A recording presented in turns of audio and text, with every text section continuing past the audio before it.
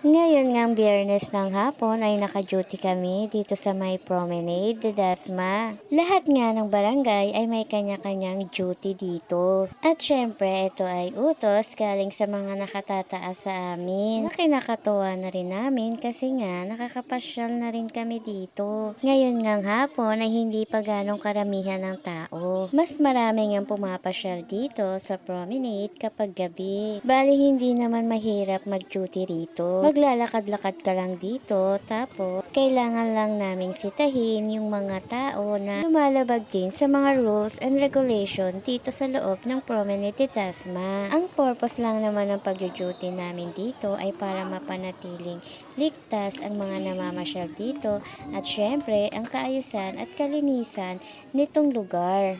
Medyo masakit sa paa ang umikot-ikot dito pero keri-keri lang kasi masaya naman kami habang umiikot dito. Dagdag pa na maaaliw ka rin sa ganda ng tanawin at mga palaruan dito. Nung medyo napagod na nga ako ay namahinga ako at naupo muna saglit dito. Habang nakaupo nga ako ay nililibot ko yung paningin ko dito. Naalala ko nga rin kasi dati yung itsura nito bago pa itayo itong promenade. Hindi mo nga akalain na isang ilog lang to dati na napapaligiran ng mga damuhan. Sobrang galing lang talaga ng nakaisip nito at nagawa niyang pagandahin ito na ngayon pinapasyalan na at dinarayo na rin ng ibang mga tagalugar. Kaya naman kung gusto niyong pumasyal din dito ay pwede po. Ito po ay pwede niyong pasyalan nang wala po kayong babayaran. Sigurado ngang matutuwa kayo dito dahil bukod sa mga palaruan ng mga bata ay meron din ditong mga equipment na siguradong kawiwilihan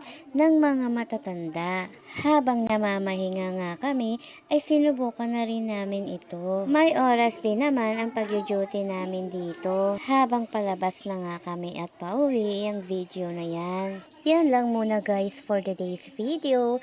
Diyan lang kayo at dito lang ako. Please like and share this video. God bless po sa inyo. Bye!